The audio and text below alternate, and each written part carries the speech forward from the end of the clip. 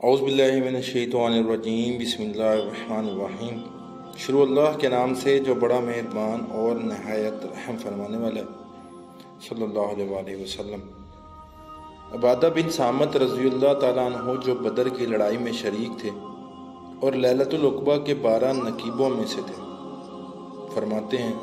کہ رسول اللہ صلی اللہ علیہ وآلہ وسلم نے اس وقت جب آپ کے گرد صحابہ کی ایک جماعت بیٹھی ہوئی تھی فرمایا کہ مجھ سے بیعت کرو اس بات پر کہ اللہ کے ساتھ کسی کو شریک نہ کرو گے، چوری نہ کرو گے، زنا نہ کرو گے، اپنی اولاد کو قتل نہ کرو گے اور نہ عمدن کسی پر کوئی ناحق بہتان باندھو گے،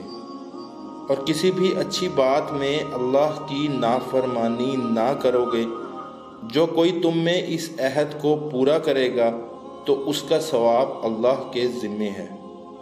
اور جو کوئی ان بری باتوں میں سے کسی کا ارتکاب کرے اور اسے دنیا میں اسلامی قانون کے تحت سزا دے دی گئی تو یہ سزا اس کے گناہوں کے لیے بدلہ ہو جائے گی، اور جو کوئی ان میں سے کسی بات میں مبتلا ہو گیا اور اللہ نے اس کے گناہ کو چھپا لیا تو پھر اس کا معاملہ اللہ کے حوالے ہے،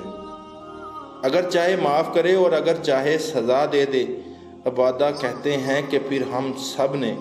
ان سب باتوں پر آپ صلی اللہ علیہ وآلہ وسلم سے بیعت کر لی۔ صحیح بخاری حدیث نمبر 18۔ نیک کام کرنے کی توفیق عطا فرمائے، آمین یا رب العالمین۔